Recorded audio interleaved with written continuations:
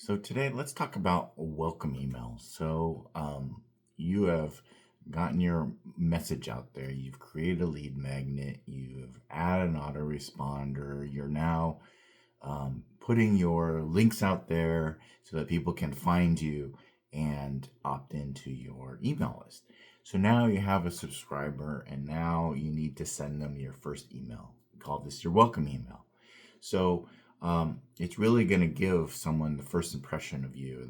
They've had enough curiosity to give you their email address. They've had enough curiosity to want what you have to offer with your lead magnet.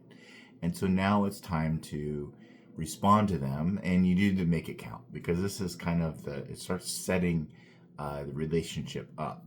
Now, you want to be strategic about this, and one is you want to give a lot of value, and two, you don't want to give everything, because the problem is you don't necessarily. This is the beginning of a relationship. When you start to there's a funny meme out there. It says, happy to have our first date, but let's name, let's come up with the names of our children. Is you don't want to get to a point where you're just getting you expect everything from them and such like that. So you want to take it easy, and then warm them up. So first of all, obviously you want to warm them with a personal greeting.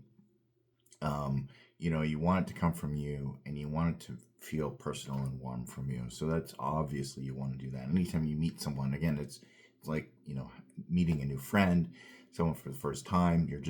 You're greeting each other and such, and keep it the same way. It's like you're talking to a single person. So write your initial. It's like you're talking to one person. And a lot of times what happens is when we're starting an email list, we want to say we have all these huge number of people that we're speaking to. And even if you want to make it personal, because that's really what's going to feel like someone's just talking to them. And then talk about what they can expect. Obviously, they've opted in for your lead magnet, so you want to give them access to that. So if there's access to that, then that's great.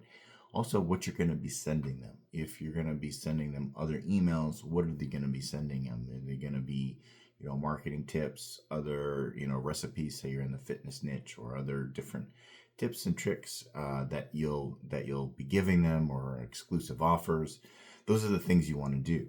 And then, because you want them to know what they're going to value, and they want them to look for your next emails, because you want them to want to hear from you. So you want to make sure that you are setting the expectations ahead of time.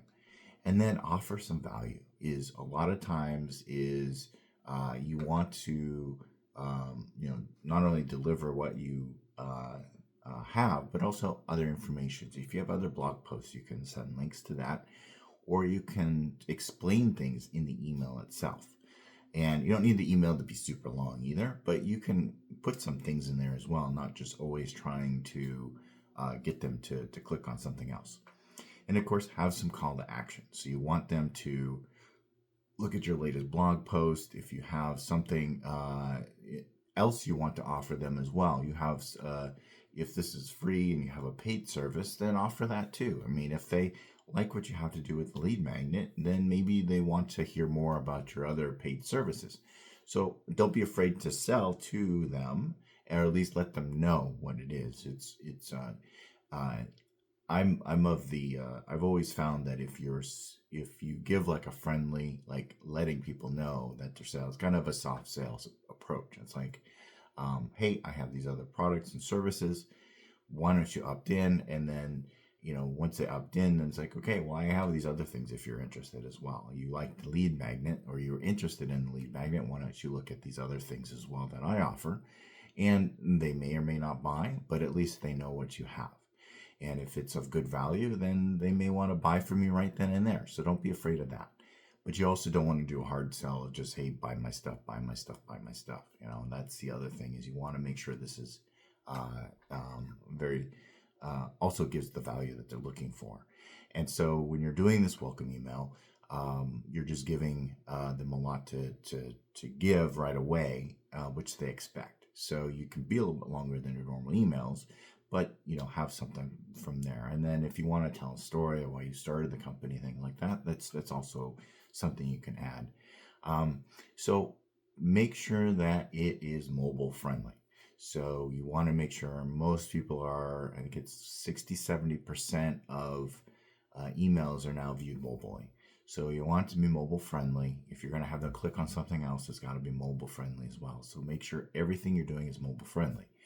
The other thing is make sure you're doing readable fonts. A lot of times we get into all these fancy fonts and such, and a lot of them are unreadable. And you want to make sure they're not only readable, but they're big enough too. So it's really important to do that, especially if you're going after an audience that may be older.